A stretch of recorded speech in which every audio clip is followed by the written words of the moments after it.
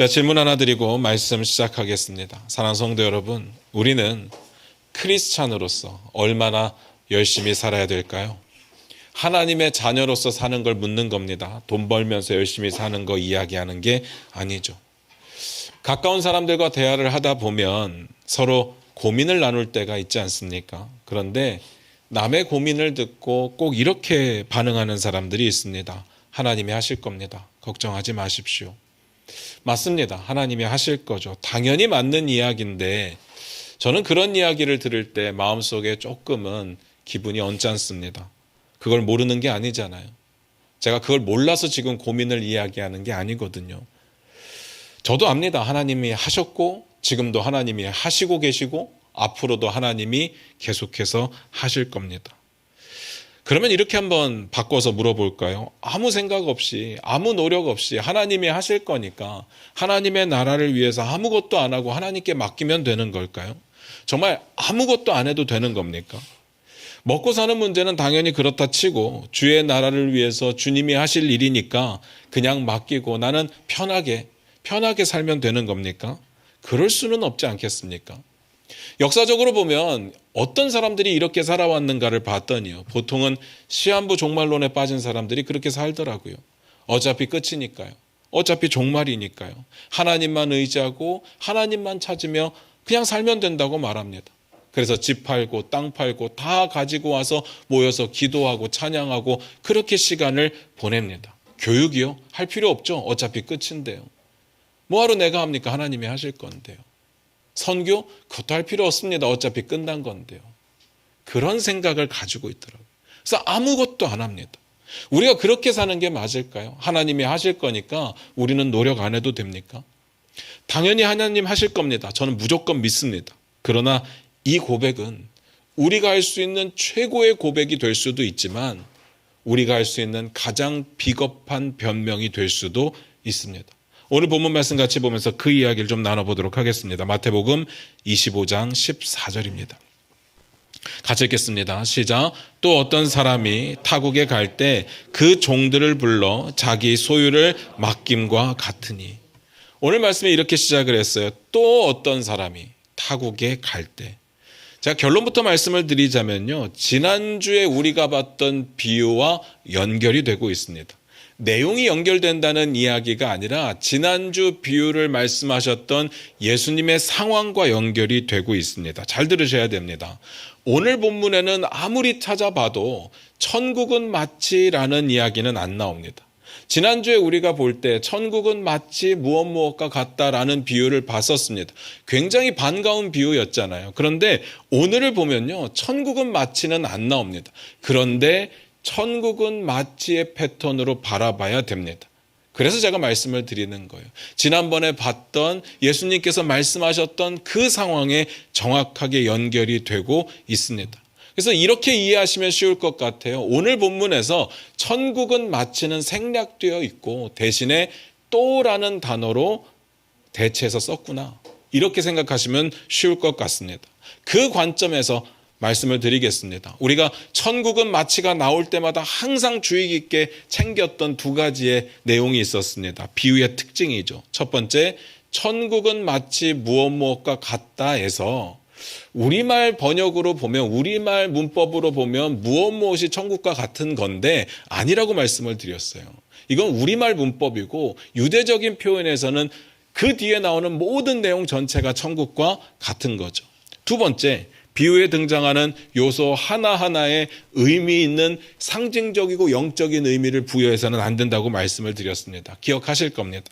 이 부분을 기억하시면서 오늘 비유로 바로 들어갑니다. 어떤 내용이라고요? 어떤 사람이 타국에 가면서 종들을 불러서 자기의 소유를 맡겼답니다. 한번 생각해 보시기 바랍니다. 그럴 수 있을까요? 내 소유를요, 내 종에게 맡기고 먼 나라로 떠날 수 있겠습니까? 그럴 수 있습니다. 이 시대 종들 중에는요, 엘리트들이 꽤 많이 포함이 되어 있었습니다. 회계사, 의사, 사업가 등등 꽤 잘 나가는, 꽤 똑똑한 사람들이 많이 포함되어 있었어요. 왜 그러느냐 하면요, 이 전쟁으로 인해서 노예가 되기 때문에 그래요. 그리고 빚을 졌다가 갚지 못하면 노예가 되기 때문에 그렇습니다. 그러니까 내 노예 중에 똑똑한 종들이 있다. 내 종들 가운데 정말 엘리트 종들이 있다. 나보다 돈 관리를 더 잘하는 사람이 있다. 그러면 내 재산을 종들에게 맡기는 것이 훨씬 더 현명한 방법이었습니다. 이건 이상할 게 아무것도 없어요. 우리가 아는 내용 중에도 그런 내용이 있어요. 요셉의 경우가 그렇잖아요. 창세기 39장 4절인데요. 제가 읽어드릴게요. 한번 들어보세요. 요셉이 그의 주인에게 은혜를 입어 섬김에 그가 요셉을 가정 총무로 삼고 자기의 소유를 다 그의 손에 위탁하니. 주인이요, 종에게, 믿을 만한 종에게, 능력 있는 종에게 자기의 소유를 다 위탁하는 경우가 있었습니다. 전혀 이상할 일이 아니죠. 그 다음 볼게요. 마태복음 25장 15절입니다. 같이 읽겠습니다. 시작. 각각 그 재능대로 한 사람에게는 금 5달란트를, 한 사람에게는 2달란트를, 한 사람에게는 1달란트를 주고 떠났더니. 잘 보면요, 종들이 3사람이 나오잖아요. 주인이 한 종에게는 5달란트를 맡겼고요, 한 종에게는 2달란트를 맡겼고요, 한 종에게는 1달란트를 맡겼습니다. 그리고 타국으로 떠났어요. 그냥 이렇게 단순 비교해 보면 3명의 종이 5대 2대 1로 나눔을 받았습니다. 5 받은 사람과 1 받은 사람의 차이가 굉장히 크죠. 어쨌든 5배니까. 그렇지만 그렇다고 해서 1달란트 받은 사람이 너무 적게 받았느냐? 그건 아니에요. 여러분 한번 고민해 보시기 바랍니다. 1달란트가 얼마나 될까요?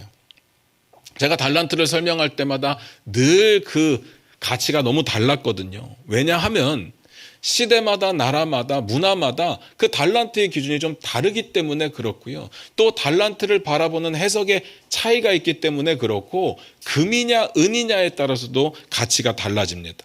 근데 오늘 본문을 보니까 분명히 금 5달란트라고 되어 있어요. 그러면 금의 가치에 따라서 봐야 되는 거죠. 예수님 시대, 예수님이 활동하던 시대 로마 제국의 금 1달란트는요 32.3kg에 해당하는 금액이라고 합니다. 어마어마하죠. 그냥 단순 계산해서 그 시대의 금값을 잘 모르겠으니까, 금의 가치를 잘 모르겠으니까 그냥 우리 시대로 이게 소환해내서 계산을 해보면 금 32.3kg가 얼마나 될까요? 금요일 기준으로 제가 계산을 해봤거든요. 27억 5,600만 원입니다. 엄청나죠? 2000년 전 예수님 시대의 금 가치가 동일했다고 말씀드리는 건 아니에요. 그런데 1달란트가 결코 작은 금액은 아니었다고 말씀드리는 겁니다. 그러나 생각해 보세요. 5달란트는요 무조건 그거의 5배입니다. 역시 단순 계산을 해보니까 137억 8천만 원입니다. 어마어마하죠. 문제는요, 이 돈들이 어마어마한 수치고 감히 상상할 수 없는 수치인 건 맞는데, 주인이 이 많은 돈들을 어떤 기준으로 나누어 줬느냐가 우리는 궁금한 겁니다. 왜냐하면 다 똑같이 나눠준 게 아니라 각각 다르게 나눠줬고, 어떤 사람은 5개 받았는데 어떤 사람은 1 받는 어마어마한 차이가 있었기 때문입니다. 예수님께서 이렇게 말씀하셨습니다. 각각 그 재능대로. 각각 그 재능대로 다르게 나눠줬다고 되어 있습니다. 저는 이 부분에서 여러분들이 좀 기억하셨으면 하는 부분이 있습니다. 이 땅에 우리가 하나님 나라를 살아갈 때 모든 사람들이 동일한 선상에서 새롭게 다시 시작하는 것은 아니라는 말씀을 드리고 싶습니다. 우리는 어쩔 수 없이 살아가면서 누군가의 영향을 받습니다. 가장 큰 영향은 아무래도 부모의 영향을 받겠죠. 그리고 살아가는 우리나라의 영향이 클 겁니다. 그리고 내가 사는 동네의 영향도 꽤 크겠죠. 그런 영향 아래 살면서 내가 노력하고 내가 계획 세우고 내가 준비해서 열심히 살아서 지금의 내가 되어 있습니다. 그 인과관계를 다 뒤집어 엎고 예수 믿기 때문에 처음부터 새롭게 다시 시작하는 것이 아니라는 이야기입니다. 그래서 예수 믿는 사람 중에도 가난한 사람이 있을 수밖에 없어요. 그건 어쩔 수 없는 겁니다. 그렇게 살아왔고 그렇게 돈 버는 방법을 배우지 못했거나 아니면 여러 가지 불편한 부분들이 있기 때문에 그렇게 살 수밖에 없는 거죠. 뿐만 아니라 하나님께서는요 항상 우리에게 좋은 것을 주십니다. 그래서 하나님 나라 백성들에게 은사를 주시던 복을 주시던 많은 것들을 나눠주시는데 모든 사람들에게 천편일률적으로 동일하게 한 개씩을 나눠주시는 게 아니라는 이야기입니다. 그 사람의 준비된 그릇이나 감당할 능력에 따라서 다르게 주실 수 있습니다. 이걸 가지고 불공평하다고 말할 수가 없습니다. 그러니까 오늘 이야기는요, 공평과 불공평의 기준으로 바라보시면 안 됩니다. 우리가 보통 봤던 것들은 어떤 사람 5달란트 받고 나는 1달란트 받았으니까 기분 나빠서 어쩔 수 없다라고 하는 그런 시점에서 봤는데, 그럴 수 있습니다. 그럴 수 있는데 오늘 이야기는 공평과 불공평의 시점으로 바라보면 안 됩니다. 제가 이 말씀을 왜 드리는가 하면요, 이게 분명하게 정리가 되어야 주님과 나와의 관계가 정리가 될 겁니다. 주인 자신의 것을 가지고 주인 마음대로 쓸 수 있다는 사실을 인정할 수 있는 사람이 하나님의 주권을 인정할 수 있게 됩니다. 여기에다 대고 상식을 이야기하고 공평을 이야기하고 윤리를 이야기하고 사회적인 분위기를 이야기하고 아무 소용이 없습니다. 그렇게 해서는요, 하나님의 주권을 이해할 수가 없습니다. 진짜 중요한 이야기입니다. 여러분 기억해 주셔야 돼요. 오늘 본문에도 보니까 각각 재능이라고 되어 있지만 각각 재능을 판단하는 기준은 누가 세웁니까?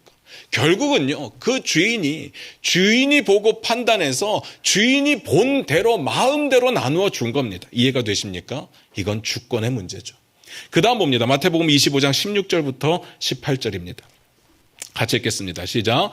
5달란트 받은 자는 바로 가서 그곳으로 장사하여 또 5달란트를 남기고 2달란트 받은 자도 그같이 하여 또 2달란트를 남겼을 때 1달란트 받은 자는 가서 땅을 파고 그 주인의 돈을 감추어 두었더니, 오늘 비유가요, 공평과 불공평의 이야기가 아니라고 말씀드렸습니다. 주권에 대한 이야기라고 말씀드렸어요. 그래서 여기서 중요한 게 뭐냐면요, 그 주권에 대해서 종들이 어떻게 반응하느냐를 볼 겁니다. 공평과 불공평의 이야기가 아니라 하나님의 주권, 주인의 주권에 대해서 종들은 어떻게 반응하고 있을까가 오늘 이야기의 핵심입니다. 5달란트 받은 사람은요, 바로 갔다고 되어 있습니다. 우리는 이 바로라는 단어를 굉장히 좋아합니다. 이런 단어들을 볼 때마다 우리는 박수를 쳐야 됩니다. 믿음의 종들은 이렇게 바로 움직이는구나. 이래야 되는 겁니다. 우리가요, 하나님의 주시는 마음을 얻거나 설교 중에 깨닫는 게 있을 때 그때 결정하지 않으면요, 시간을 두고 미루면요, 꼭 사단이 틈을 탑니다. 지금은 막 하고 싶어 죽겠는데 집에 가면 하기 싫어집니다. 그래서 바로 가야 되는 거고 결단해야 되는 거죠. 하나님께서 아브라함에게 사랑하는 독자 이삭을 바쳐라 라고 했을 때 아브라함이 어떻게 반응합니까? 기억나십니까? 창세기 22장 3절 제가 읽어드릴게요. 아브라함이 아침에 일찍이 일어나 나귀의 안장을 지우고 2종과 그의 아들 이삭을 데리고 번제에 쓸 나무를 쪼개어 가지고 떠나 하나님이 자기에게 일러주신 곳으로 가더니, 아브라함에게 하나밖에 없는 아들을 바치라고 했을 때 우리 같으면 알겠습니다, 근데 조금만 시간을 주세요 이랬을 텐데 아침에 일찍이 일어나 떠났습니다. 이런 태도가 있기 때문에 그는 믿음의 조상인 거예요. 믿음의 사람들은요, 순종하는 것이 머뭇거리지 않습니다. 미루지 않습니다. 바로 순종합니다. 자, 5달란트 받은 자가 어떻게 반응했다고요? 바로 갑니다. 이게 믿음이라고요. 그 다음에요, 그것으로 장사를 합니다. 2달란트 받은 자도 그것으로 장사를 했습니다. 우리는 여기서 한 가지 고민을 좀 해봐야 됩니다. 5달란트 받은 자, 2달란트 받은 자가 왜 장사를 했을까요? 주인이 장사를 하라고 시켰을까요? 근데 아무리 찾아봐도 그런 내용은 없어요. 누가복음에 보면 문화의 비유가 나와요. 비슷한데 전혀 다른 비유인데 거기에 보면 장사를 하라고 시키는 장면이 있는데 여기는 없어요. 여긴 장사를 하라고 시키지 않았습니다. 그래서 잘 모르겠습니다. 왜 이 사람들은 돈을 받자마자 장사를 해야겠다고 생각을 했을까? 다 아는 내용이니까 그 다음을 내용을 보면서 이야기를 드릴게요. 마태복음 25장 19절부터 23절입니다. 마태복음 25장 19절부터 같이 읽습니다. 오랜 후에 그 종들의 주인이 돌아와 그들과 결산할세 5달란트 받았던 자는 5달란트를 더 가지고 와서 이르되, 주인이여 내게 5달란트를 주셨는데 보소서 내가 또 5달란트를 남겼나이다. 그 주인이 이르되, 잘하였도다 착하고 충성된 종아, 내가 적은 일에 충성하였음에 내가 많은 것을 내게 맡기리니 내 주인의 즐거움에 참여할지어다 하고, 2달란트 받았던 자도 와서 이르되, 주인이여 내게 2달란트를 주셨는데 보소서 내가 또 2달란트를 남겼나이다. 그 주인이 이르되, 잘하였도다 착하고 충성된 종아, 내가 적은 일에 충성하였음에 내가 많은 것을 내게 맡기리니 내 주인의 즐거움에 참여할지어다 하고, 오랜 후에 주인이 돌아와서 결산을 합니다. 5달란트 받은 자가 바로 가서 장사를 해서 5달란트를 남겼습니다. 5달란트를 가지고 있는 게 아니라 계산해 보면 10달란트가 된 겁니다. 그걸 자기 주인 앞에 내어놓았습니다. 그러자 주인이 칭찬을 합니다. 잘했다. 착하고 충성된 종이구나. 그 칭찬과 함께 그에 상응하는 보상이 주어지죠. 네가 적은 일에 충성했으니까 많은 일도 너한테 맡길 거고 내 즐거움에 참여하는 자가 되라. 2달란트 받은 자도 동일합니다. 숫자만 다르지 동일합니다. 그도 받은 금액을 그대로 이익으로 남겼습니다. 토시 하나 틀리지 않고 동일한 칭찬과 동일한 보상을 약속받습니다. 그러면요, 그들이 왜 장사를 했는지는 나와 있지 않아서 모르겠지만 우리가 결과만 놓고 본다면요, 장사를 해서 이윤을 남겼을 때 주인의 칭찬을 받잖아요. 그러면요, 이 두 사람이 생각했던 장사를 통해서 이윤을 남기는 그 시도와 주인의 의중이 같았다는 이야기입니다. 그러니까 주인이 보기에 충성된 종이라고 칭찬을 하는 거죠. 생각해 봐야 됩니다. 좋은 종은요, 주인의 마음을 읽을 수 있는 자여야 합니다. 주인이 원하는 걸 할 때, 주인의 마음을 기쁘게 할 때 그 종은 칭찬을 받게 되죠. 그렇다면요, 1달란트 받은 자는 어땠을까요? 마태복음 25장 24절 25절을 같이 읽습니다. 같이 읽습니다. 시작. 1달란트 받았던 자는 와서 이르되 주인이여 당신은 굳은 사람이라 심지 않은 데서 거두고 해치지 않은 데서 모으는 줄을 내가 알았으므로 두려워하여 나가서 당신의 달란트를 땅에 감추어 두었었나이다. 보소서 당신의 것을 가지셨나이다. 1달란트 받았던 자는요, 바로 가서 장사를 한 게 아니라 땅에 감추어 두었다가 주인이 돌아와서 정산을 하자고 할 때, 결산을 하자고 할 때 그냥 그 돈을 가지고 나와서 주인 앞에 내어놓습니다. 그러면서 1달란트 받은 자가 주인에게 이렇게 이야기를 합니다. 당신은 굳은 사람이라. 여러분 한번 생각해 보셨습니까? 이 비유 정말 많이 들어보셨을 텐데 당신은 굳은 사람이다라는 이야기가 무슨 뜻일까요? 저는 어렸을 때 이 부분을 읽을 때 그런 뜻으로 받아들였습니다. 이거 칭찬이구나. 심지가 굳은 사람. 야, 정말 한번 의지를 정하면 꺾이지 않는 사람, 그렇게 받아들였거든요. 그런데요, 잘 보니까 무슨 말인지는 잘 모르겠는데 문맥을 살펴보다 보니까 그 다음 나오는 내용이 제가 생각했던 것과는 어울리지가 않는 거예요.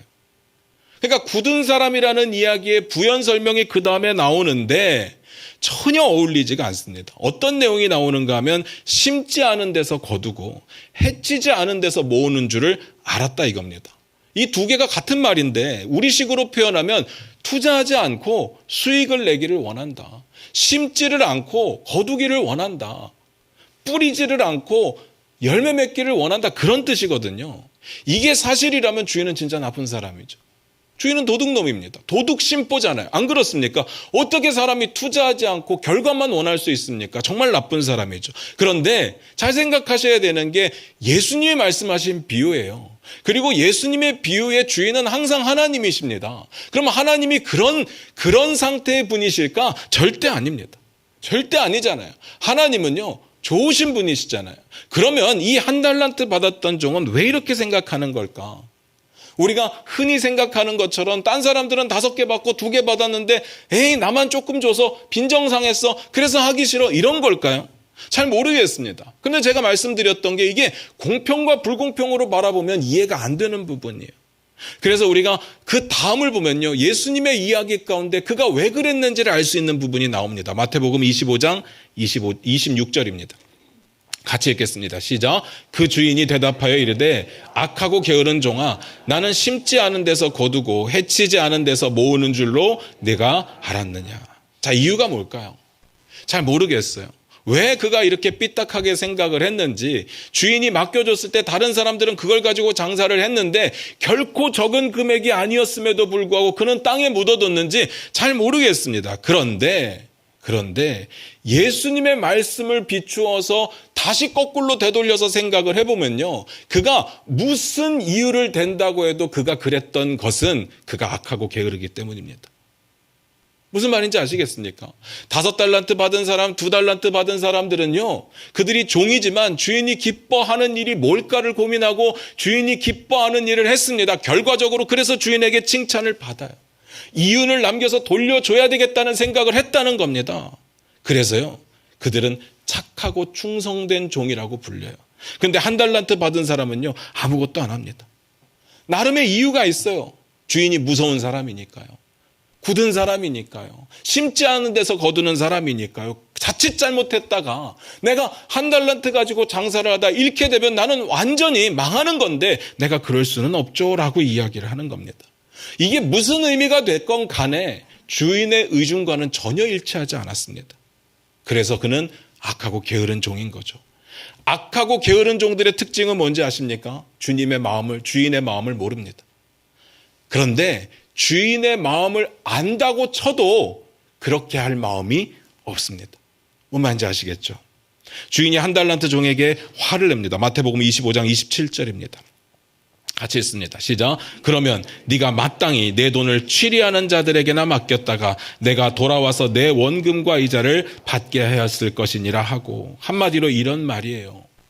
아까 앞에서 그 1달란트 받았던 종이 주인이 무서워서 그랬다고 이야기를 해요. 당신이 굳은 사람이어서 그랬다고 이야기를 해요. 그 이야기를 듣고 주인이 이렇게 말하는 겁니다. 네가 말하는 것처럼 내가 그런 사람이었다고 한다면 최소한 네가 거기에 맞게 행동은 했어야지. 그 이야기입니다. 주인이 악독하다고 생각했다면, 그래서 무서운 사람이라고 생각했다면 뭐라도 해야 되는 겁니다. 악독한 주인이 화를 내면 안 되니까 뭐라도 해서 주인의 마음에 들었어야 됐는데 그는 아무것도 안 합니다. 그 사람이 무서웠다고 이야기하는 것은 순 거짓말입니다. 무서웠으면 뭐라도 했을 거예요. 그런데 안 합니다. 그는요, 그냥 악하고 게으른 사람입니다. 그리고 악하고 게으르기 때문에 이유가 많은 겁니다. 핑계가 많은 거죠. 그래서 그는 기본적으로 주인을 두려워하지 않는 사람입니다. 여기에 나오는 취리하는 자들, 쉽게 말하면 이자놀이 하는 사람들에게 빌려주고 이자라도 챙겼어야 되는 거 아니야 라고 말씀하시는 건 진짜 그러라고 말씀하시는 게 아니에요. 그가 주인을 굳은 사람이라고 생각하고 주인을 무서워했으니까 네가 진짜 그렇게 생각했다면 이자라도 챙겨왔어야지, 아무것도 안 한 그를 책망하는 이야기입니다. 돈을 빌려주고 이자를 취득하는 건 성경적인 내용은 아니에요. 하나님의 뜻은 아닙니다. 저는 그렇게 생각합니다. 우리가 쉽게 살면서 그런 말을 합니다. 하나님께서 하실 겁니다. 하나님께 맡기십시오. 아멘이죠. 그런데 하나님께 맡겼기 때문에 아무것도 안 한다, 아무것도 주를 위해서 안 한다, 이건요, 어떤 이유를 대고 어떤 핑계를 대도 악하고 게으르기 때문입니다. 주의 역사는요, 분명히 하나님이 하실 건데 하나님의 역사를 어떻게 이루시는가를 보면요, 항상 하나님은 순종하는 자들을 통해서 일하십니다. 근데 우리는 아무것도 안 하고 주님만 보고 있다, 주님이 하실 거다, 이건요, 악하고 게으르기 때문인 겁니다. 때로는요, 가만히 있어야 될 때가 있기는 있습니다. 홍해 바다 앞에서 이스라엘 백성들은요, 앞에 바다가 가로막히고 뒤에 애국 군사가 쫓아오니까 그들의 입술에 불평이 가득했습니다. 원망이 가득했습니다. 돌아가고 싶어 했습니다. 왜 우리를 데리고 나왔느냐고 따지고 들기 시작했습니다. 그러니까 모세가 그들을 향해서 아무것도 하지 말라고 이야기를 하는 겁니다. 너희는 가만히 좀 있어라, 가만히 서서 오늘 하나님께서 펼치실 구원을 좀 보라 라고 이야기를 하는 거예요. 그때는요, 그렇게 불평하는 것보다 아무것도 안 하는 게 더 믿음이었기 때문에 그때는 그 믿음이 필요했습니다. 그런데요, 이 사건은 정말 특별한 사건이에요. 나머지 사건들을 보면 다 순종하며 뭔가를 해야 되는 장면들이 나오죠. 그리고 사실 이때도 보면요, 이스라엘 백성들은 그럴 만한 믿음이 없었지만 모세에게는 하나님께서 분명히 순종을 요구하시는데 앞에 홍해바다가 가로막고 있고 뒤에 애국 군사가 쫓아오고 있는데 어떻게 하라고 이야기합니까? 나가서 서라고 이야기합니다. 지팡이를 들고 서라고 이야기하고 앞으로 손을 내밀라고 이야기합니다. 그랬다 안 갈라지면요, 이게 무슨 창피입니까? 60만이 넘는 이스라엘 백성들을 데리고 나와서 뭔지도 모르겠는데 받아보고 막 손 이렇게 흔들고 있는데 안 갈라지면요. 그런데 모세는 순종합니다. 하나님을 신뢰하니까 순종하는 겁니다. 우리가 아무 순종도 안 한다. 이건 하나님의 역사를 믿기 때문이 아니라요. 악하고 게으르기 때문입니다. 그러니까 말끝마다 주님이 하실 겁니다. 이거 진짜 믿음일 수 있습니다. 그런데 어쩌면 심각한 변명일 수도 있습니다. 그럼 본인만 알겠죠. 주님은 아실 거고요. 만약에 우리가 다른 사람을 향해서 그가 힘들어하는데 주님이 하실 거니까 괜찮아라고 말한다면 그 사람의 아픔에 관심이 없는 겁니다. 듣기 싫은 겁니다. 그냥 알아서 하라고 이야기하는 거죠. 주인이 이렇게 결론을 내립니다. 마태복음 25장 28절입니다. 같이 읽겠습니다. 시작. 그에게서 그 1달란트를 빼앗아 10달란트 가진 자에게 주라. 악하고 게으른 종의 1달란트를 빼앗아서 10달란트 가진 자에게 주라고 명령을 하세요.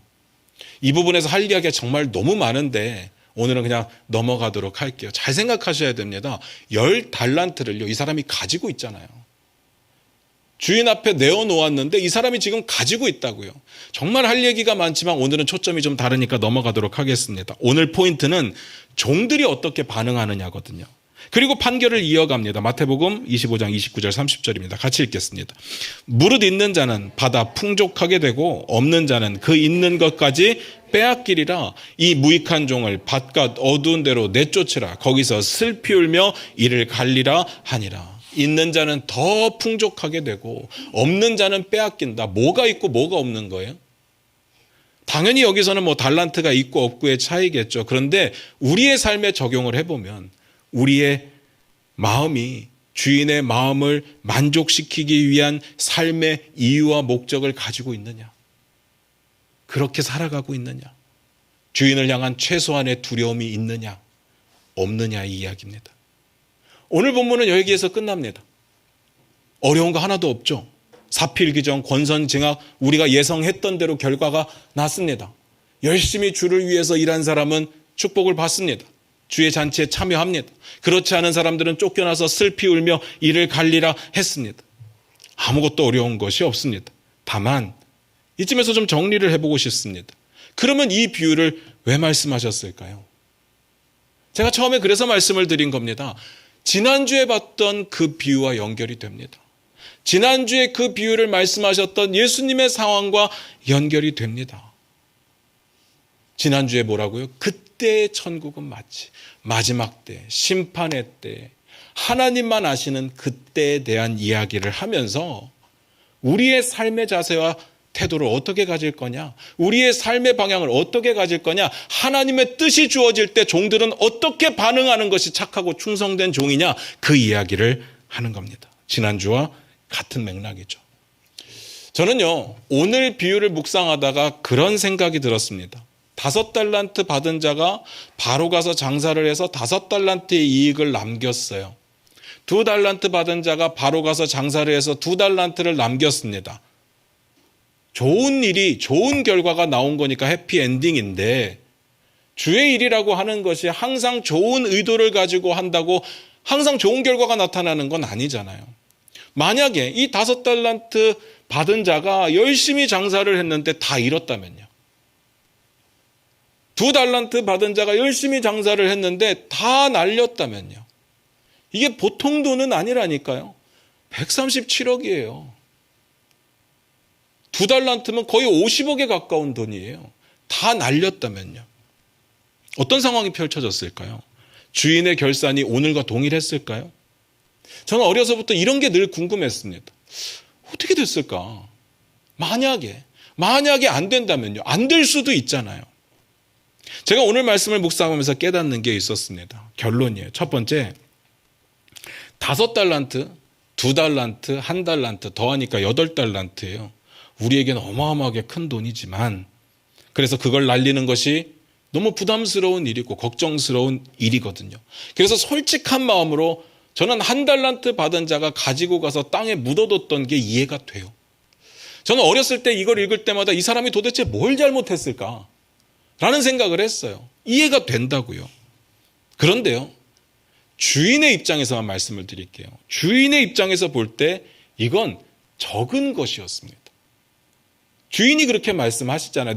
제가 말씀드리는 게 아니라 주인이 말하는 거잖아요. 네가 적은 일에 충성하였으니까 내가 앞으로 많은 일을 맡길 거야.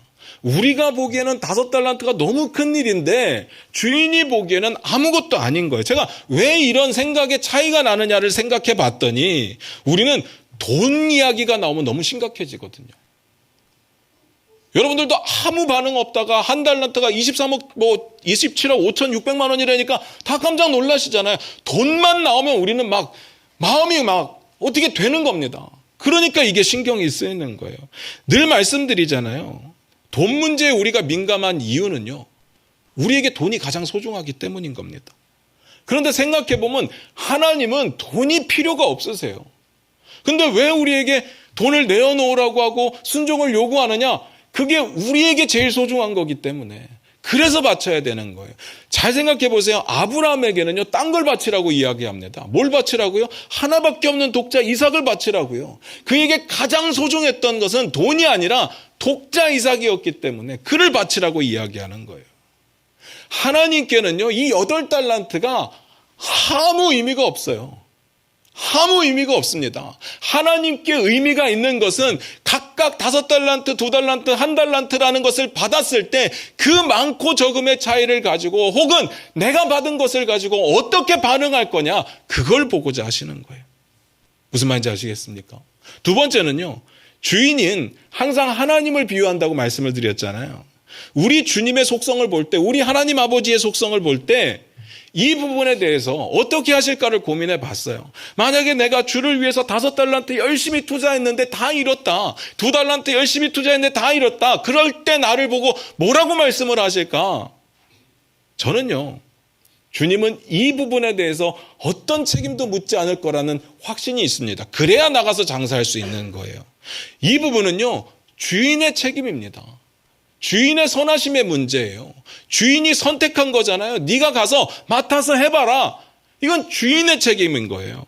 실제로 그때 당시의 문화를 보면요, 주인이 종들에게 이렇게 돈들을 맡길 때 그 결과에 대해서 주인이 종에게 묻지 않는다고 합니다. 전적으로 주인의 책임인 거예요. 이걸 믿는 사람들만이 일을 할 수 있는 겁니다. 그러니까 1달란트 받은 사람이 왜 문제냐? 주인이 책임질 거에 대한 믿음이 없었습니다. 그러니까 숨겨놓는 거예요. 그러니까 땅에 묻어놓는 거예요. 그러니까 일하지 않는 겁니다. 주님은요, 우리가 열심히 순종해야 되는 과정보다 그 후에 어떻게 될지 그 결과를 고민하는 우리들을 보시면 안타까워하실 겁니다. 주님이 책임지실 건데. 하나님은 선하신데요. 하나님은 선하시기 때문에 모든 결과를 책임지실 건데 우리는요, 항상 결과를 걱정합니다. 제가 오늘 말씀을 묵상하다가 1만 달란트 빚진 자의 비유가 생각이 났어요. 오늘 이제 1달란트가 얼마인지 알았잖아요. 1만 달란트면 얼마일까요? 저는 그 말씀을 어렸을 때 묵상할 때마다 항상 드는 생각이 도대체 어떻게 하면 1만 달란트를 빚질 수 있을까? 어떻게 하면 1만 달란트를 그것도 왕에게 빌릴 수 있을까? 나도 그 방법을 좀 알았으면 좋겠다. 1만 달란트면요, 32만 킬로의 금인데, 근데 가능성 있는 게 오늘 상황밖에 없더라고요. 아, 주인이 맡기면 그럴 수 있겠구나. 그런데 그걸 날리면 그게 빚진 것일 수 있겠구나. 그런데 우리 주인이 어떻게 하는지 봤더니요, 그 사람을 불쌍히 여겨서 1만 달란트를 탕감해 줍니다. 무슨 말인지 아시겠습니까? 그런데 5달란트요, 2달란트, 1달란트? 그걸 물으시겠습니까? 그러면 세 번째, 이 부분이 중요합니다. 주님이 보시는 부분은 뭘까? 이 부분이 오늘 핵심의 이야기잖아요. 각각 그 재능대로 맡겼을 때 그들이 어떻게 반응하느냐. 객관적으로 얼마나 남겼느냐의 문제가 아니라 그들이 어떻게 반응하느냐. 그래서 오늘 이야기는요, 앞에서 말씀드린 대로 우리의 방향성의 이야기입니다. 삶의 목적과 이유에 관한 이야기예요. 자세와 태도에 대한 이야기입니다. 비유를 잘 생각해 보세요. 내용이 길지만 또 생각해 보면 그렇게 길지 않거든요. 돈을 맡기고 갔다가 돌아와서 결산하니까 이게 굉장히 빨리 일어난 일처럼 보이는데 자세히 보시면 아니에요. 오늘 본문에 분명히 밝히거든요. 마태복음 25장 19절입니다. 같이 읽겠습니다. 시작. 오랜 후에 그 종들의 주인이 돌아와 그들과 결산할세. 오랜 후에 돌아왔어요. 제가 앞에서 지난주 이야기와 연결된다고 말했던 이유가 여기에 있습니다. 지난주 이야기, 지난주 비유의 상황이 뭐예요? 마지막 심판 때에 관한 이야기라고 말씀을 드렸습니다. 하나님은 아시지만 우리는 전혀 알 수 없는, 우리에게는 전혀 기약이 없는, 그러나 분명히 오게 될 하나님의 때, 마지막 심판의 때 그만큼의 오랜 후라는 이야기예요. 이건 비유의 말씀이니까 그때 돌아와서 결산하는 상황입니다. 이건 업적에 관한 이야기가 아니라 삶에 관한 이야기예요. 종들의 삶의 방향성의 문제고 목적과 이유의 문제고 자세와 태도의 문제입니다. 그러니까 주인에게 5달란트, 2달란트라는 결과물을 내어놓고 있기는 하지만 엄밀히 따지면 100%의 순수익을 냈기 때문에 칭찬받는 게 아니에요. 그 오랜 기간, 정말 언제가 될지 모르는 그 오랜 기간, 아버지만 아시고 아무도 모르는 정말 미지의 마지막 그때를 기다리면서 이 종들은요, 주인이 맡긴 일들을 최선을 다해서 끝까지 했다는 겁니다. 그 부분이 칭찬을 받는 거예요. 반대로 1달란트 받은 사람은요, 그 엄청난 돈을 받았지만 그때에 대한 관심이 없습니다. 언제 돌아올지 모르거든요. 그러니까 묻어두는 겁니다. 신경 안 쓰고 내 삶을 사는 겁니다. 마치 지난주에 봤던 등에 기름을 준비하지 않았던 5 처녀들처럼 말이죠.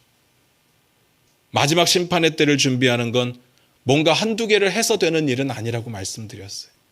우리의 삶의 방향성이 결국 주님을 기쁘시게 하는 삶의 방향성이냐의 문제라고 했습니다.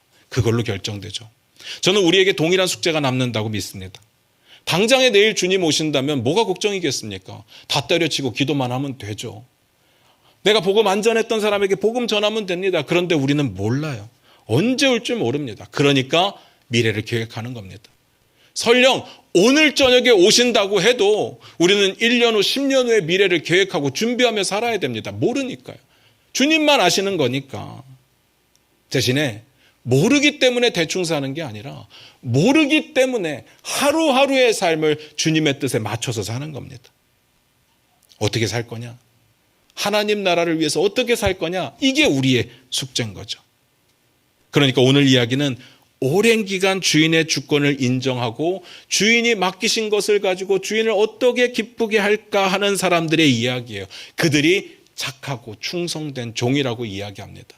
많은 것을 남겨서 착하고 충성된 종이 아니라 그 긴 시간 우리의 삶을 전체로 들여서 하나님이 기뻐하시는 삶을 살아내는 사람들의 이야기입니다.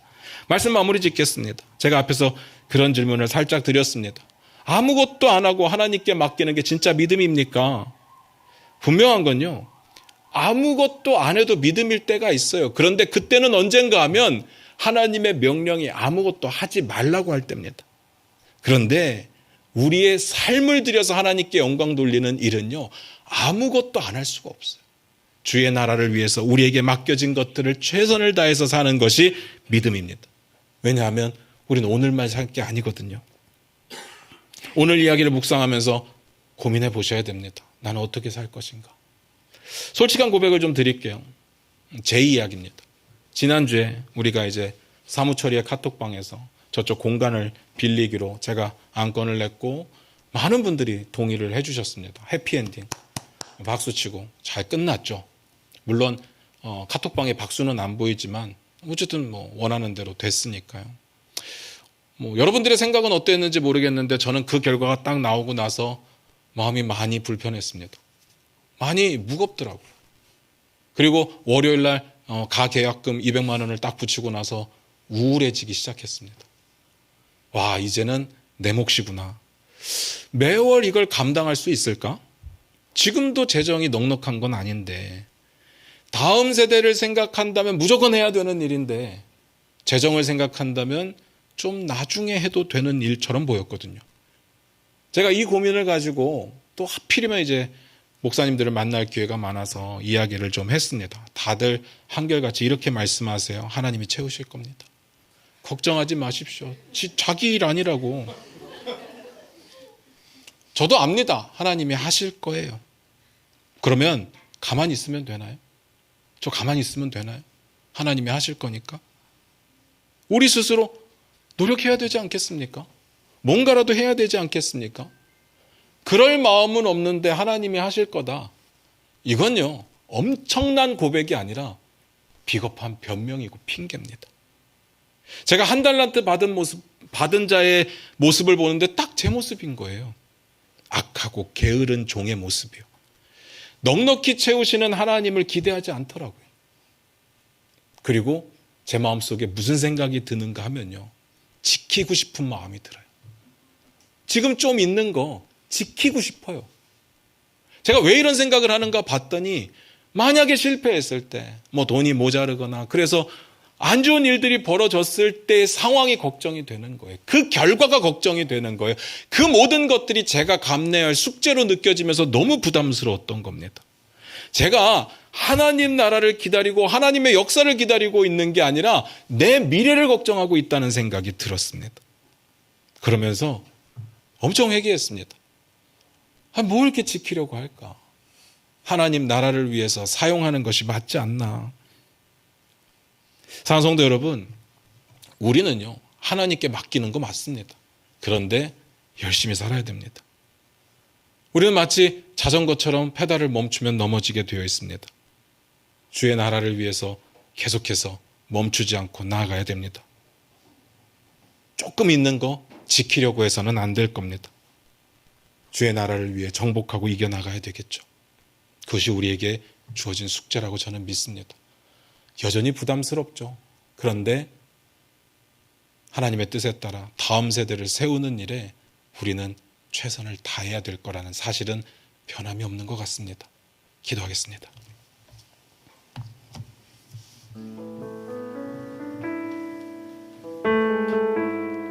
우리 반주 들으시면서 잠깐 한번 기도했으면 좋겠습니다. 우리의 삶은 어떻습니까? 지금 있는 것 지키려고 애쓰고 있습니까? 아무도 알 수 없는 미래를 위해서 준비하고 계십니까? 그게 우리의 가정이든 내 개인이든 교회든 어떻습니까? 정말 하나님 나라를 위해서 하나님이 내게 맡겨주신 것들, 그 달란트를 최선을 다해 충성스럽게 사용하여 일하고 있습니까? 아니면 한 달란트 받은 사람처럼 주인을 무서워하면서 핑계를 대면서 땅에 묻어두고 내 거 아닌 것처럼, 나하고 상관없는 것처럼 그렇게 살고 있지는 않습니까? 여러분 각자의 삶에 하나님이 무엇을 주셨는지 전 잘 모르겠습니다. 그런데 하나님이 여러분에게 주셨을 땐 전 이유가 있다고 생각을 합니다. 여러분을 통해 주의 나라를 세우기를 원하시는 겁니다.